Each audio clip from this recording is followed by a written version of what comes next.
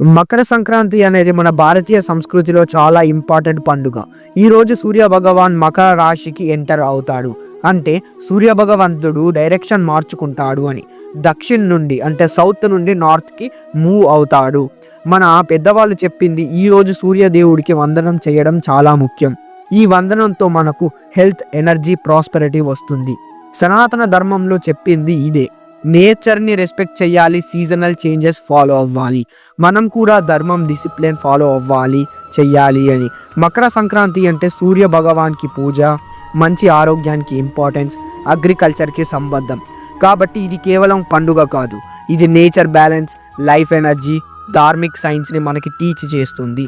ఈరోజు వందనం చెయ్యండి, పాజిటివ్ని మీ లైఫ్లో ఇన్వైట్ చేయండి. మరి ఇలాంటి ఎన్నో విషయాలు, రహస్యాలు తెలుసుకోవాలంటే కింద కనబడుతున్న లింక్ని క్లిక్ చేసి ఫుల్ వీడియోని చూసేయండి. మరి దీనిపై మీ ఒపీనియన్ ఏంటో కామెంట్లో చెప్పండి. హరే కృష్ణ.